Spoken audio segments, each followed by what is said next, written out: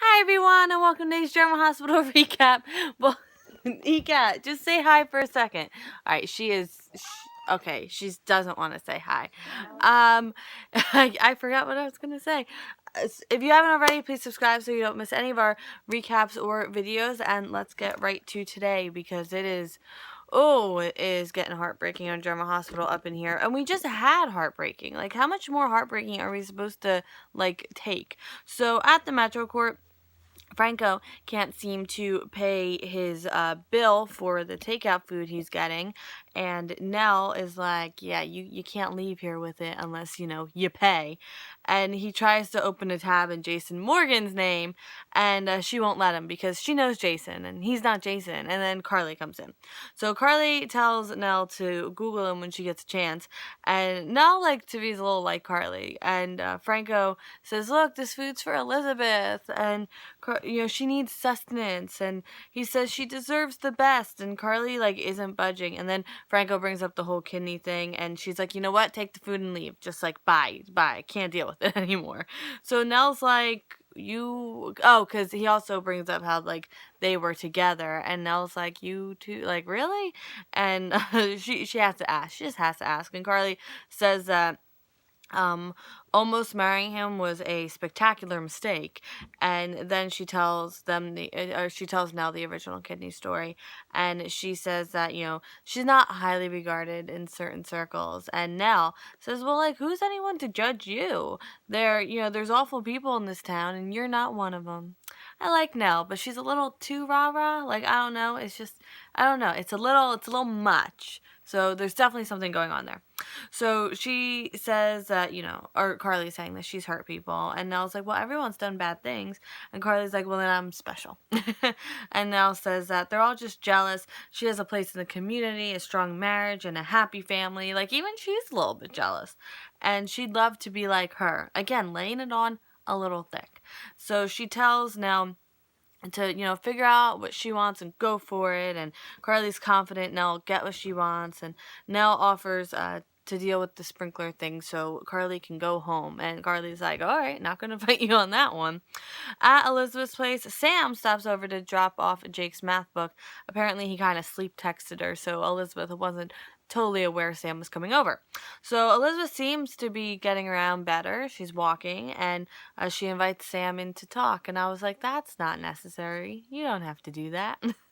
So Sam tells Elizabeth she's glad she survived. And I was like, that is a kind of passive-aggressive way of putting it. Even though it's not. It's just a weird way of you could say, oh, I'm glad you're okay. I'm glad you survived. I don't know. I mean, maybe it is appropriate for what went on, but I don't know. It's just weird. So Sam wants to work on coexisting, and they both think it's doable. So I'm like, all right, that's a good sign. And then Elizabeth tells her that they have to accept that Franco is a part of her life. And I was like, now you just kind of want to fight. So she's not asking for their blessing or anything like that. She just doesn't want them to interfere. And Sam's like, fine, I won't stop you. But you're not special, and Franco's gonna turn on you and keep him out of my face. And then Franco comes in, and I was like, oh gosh, you didn't have to stay and talk. So personally, I don't get this. So Elizabeth's the one who brought Franco up, and Sam said, yeah, she'd coexist and fine, not interfere with Franco. But now Liz has this attitude about it, which makes me believe that when she brought Franco up, she knew it was gonna be, or she wanted to be a fight because it wasn't a fight. I don't know. The whole thing, she just had this attitude, and it annoyed me. But I've been working all day, so it doesn't take much by the end of the day to annoy me. But did anyone else catch that attitude?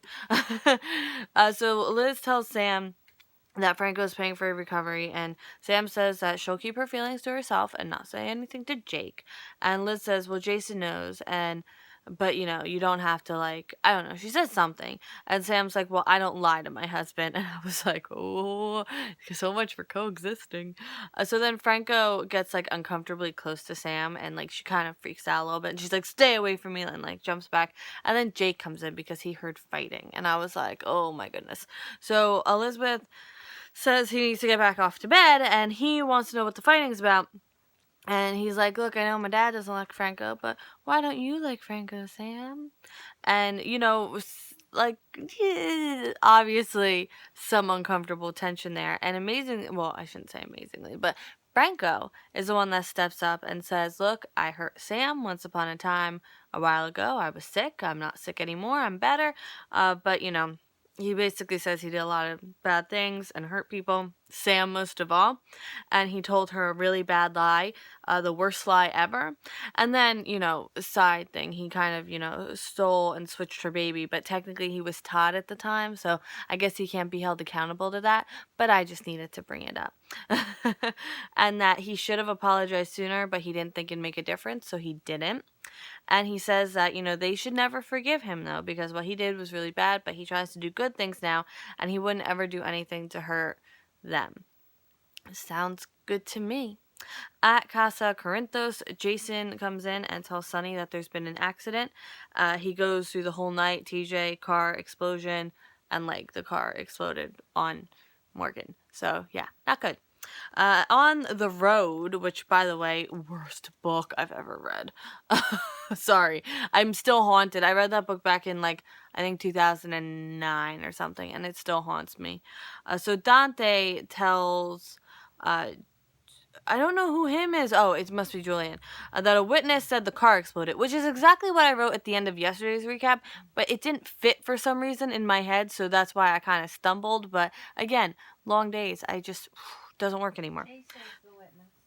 Oh yeah, Jason's the witness. So Julian asks about the driver, but not in a nice way. What, is the driver burned to a crisp or something? I'm like, that's not nice. So a patrol officer tells Dante there's no sign of his brother, and then Julian realizes, oh, this is really bad. So Dante gives the patrol officer further instruction, and Julian starts CSIing the place, and he's like, this was meant to happen. There's no skid marks. There's no this. This was an explosion. And I'm like, okay, Julian. Oh, I lost my place. See? Julian, look what you did. So, it just wasn't meant to happen to Morgan. And then Julian's gone when Dante looks back to tell him to stop talking. But, so at his end of his little CSI spiel, I wonder if Julian really was saying that and then just skedaddled before Dante looked back, or if the last half of that was Dante thinking it. So what because Julian's been known to haunt people. No, so skedaddled. Who says skedaddle? I say skedaddle. That's so cute. So Sonny and Jason arrive, and Sonny's freaking out, obviously. And Dante assures him that they're searching for Morgan and they haven't found him yet. So Dante tells him the car exploded when he opened the door, and Morgan went with it, and they're searching in the water, and Sonny wants to go himself, and Dante's like, you need to calm down. And Sonny goes over the cliff anyway, but he takes his jacket off first. Very important. You have to.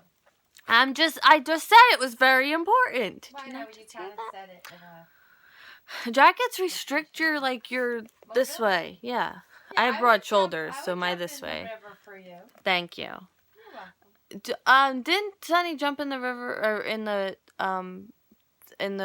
whatever that body of water is at the pier for Jason? The tub? Yeah, the tub. Anyone else watch GH Live last year and you saw the tub? I have screen caps. I should post them when I get a chance. Okay, I'm off subject. So Dante tells Jason they both know what this was, a bomb in Julian's car that Sonny put there.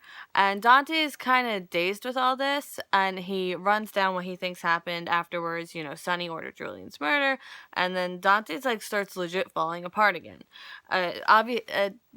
Understandably. I don't want to... It sounds judgmental, but it's not. So Sonny was pulled out of the river because apparently he was drowning. I don't mean to laugh. And he didn't belong there, except as a parent, I would have done it too. Yeah, and it was just kind of funny how they said that. It's like, oh, it's about your father. We found him drowning in the river. So he's cuffed to a cop car, which I'm sure exactly where Sonny wants to be. And he begs Jason to help him, and then Dante says he can be uncuffed. And Dante tells him to calm down again. And they found something. They found remains, and forensics will run a DNA test, but... there's really only one person it can come back as, and Sonny won't hear that Morgan died in the explosion. He won't hear of it. Now every time I'm talking about the river, I can just think of Chris Farley with the van down by the river. And maybe somebody lived in a van down by the river, and that's whose remains they found. We don't know. But that's all I can think of right now. So Jordan arrives. An officer had called her previously, and she asked Dante for an update. Everything indicates a bomb. Morgan stole Julian Jerome's car. Julian was the target, and Jordan asks where Sonny is, and he says he thinks he went home to tell Carly that Morgan is no longer with us. I wrote dead, but that just sounds so tragic. At Ava's, Julian arrives. Can I say something really fast? What? Don't you think Jordan should have sent Dante home when she saw how broken up he was? Well, she might still do that tomorrow. She just got there. She should have done it today. So at Ava's, Julian arrives and tells Ava to call security and double the guard because they're in trouble. And there's a car bomb, tracked down base, you know all that. You watched all that. And Ava says she and Sonny have an understanding. This couldn't have happened. Then why did it? So he says Ava's then fault. he needs protection, maybe not her, but he does, and she's in denial, and he tells her the driver was someone they knew. It was Morgan. And this is the part that, I'm sorry, if you're an Ava fan, I'm going to be particularly hard on her today, but I'd like to know, honestly, genuinely, you know I'm interested in all perspectives. I know a few of you out there are Ava fans. What's your perspective on this? From that standpoint, I'm interested to know. Leave it down in the comments. I haven't said that in forever. So Ava's distraught, obviously, and she asks if they found a body, and he doesn't think so, and he says there's probably no body to be found. Like, the way that bomb was set up was so, like, nothing would be able to be identified. Obliterated, incinerated, you choose your synonym. So, like, why, personally, like, I don't get what, well, I get it. Let's see. It's rhetorical. Like, why is she so upset? Like, what did she think would happen? You're taking medication away from someone who needs medication, and you saw them drinking. Like, what did you think was going to happen when you did that? Like, So Julian says that the bomb was meant to incinerate the car, and Sonny killed his own son. So Ava just doesn't understand it. Why would Morgan steal a car? I don't know. Maybe because he's off his medication and he was drinking. And Morgan had alcohol, and Julian says, like, look, Morgan had alcohol and drugs in his system, like that, of course, and, like, she knows, but, like, I can't. Okay, so, Ava says that it was her fault, and Julian's like, whatever, bye, I'm going to bed. So back at Casa Corinthos, Carly's back home, Sonny's a mess, Jason's a mess, but they aren't inside yet, and Sonny sends Jason home to Sam and the boys so that he can talk to Carly, and just, and now end scene, I know, we're there already. So Jordan tells Dante, see, it almost made it the whole thing.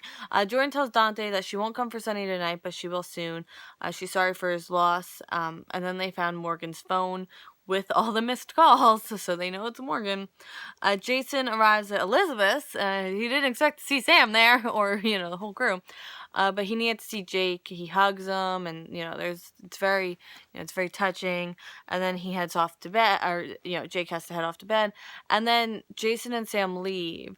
And it occurs to Elizabeth and Franco, who are standing there, that Jason didn't say anything about Franco, didn't even acknowledge his existence, let alone say a bad word about him. So Elizabeth's like, something bad must have happened. And I'm like, yeah, understatement of the century. And Sam and Jason head home to see Danny. Sonny comes in the house, a hot mess. He says he was in the river. He tells her to sit down. This is going to hurt. It's about Morgan. Now, apparently we're coming back to that because I can't put things in order. Ava is like, she's having a drink in her living room. She says that oh no, she's still talking to Julian. What's going on in my head? She says she knew what was going on with Morgan, and Julian's like, yeah, so did everyone else. Like, it's not a secret. And Julian says that he's glad it wasn't him who died, and I'm like, well, that's nice. And then he leaves. Haha. So Ava's distraught. She thinks about when she and Morgan were together, so we kind of got a mini montage of the cringiest moments, if you weren't a fan of that relationship. That was so weird. That was so weird.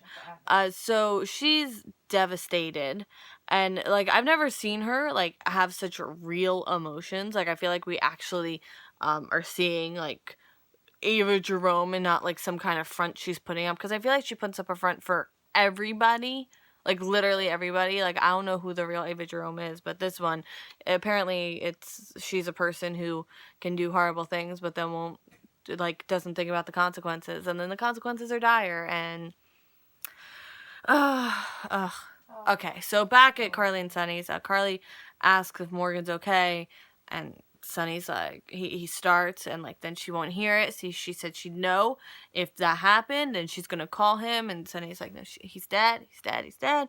And then it switches to like a perspective where you're like looking through the window so you can see them, but you can't hear them, which is one of my favorite things in television, because I think in some ways that makes it more impactful, because you don't necessarily need to hear it, like you can see the pain. And even more impactful because sometimes just, you know, when these things are happening, sometimes grief is very hard to act, and it kind of takes away, so you just kind of take that element away and you just watch people. But you know, we don't hear it, but it's very obvious that Carly's yelling in a lot of pain, and then just collapses, and Sonny has her, and she just collapses into his arms, and they're just distraught together. So tomorrow we will deal with you know, that whole thing, but you know, for now we're just sad, right, Misha? I'm gonna miss Brian Craig. I know, you know, Morgan hasn't always been, you know, my favorite or whatever, but he was still great, and it was nice to have him on the show. So bye, Brian Craig. It was nice. Any haunt Ava and like torture her a little before you leave. Do you have a few days left, or is this it? But in any event, thank you so much for watching today's video, and I will see you tomorrow, later, because Wednesday is my late work day. But I will see you then, and I hope you have a great night. Bye.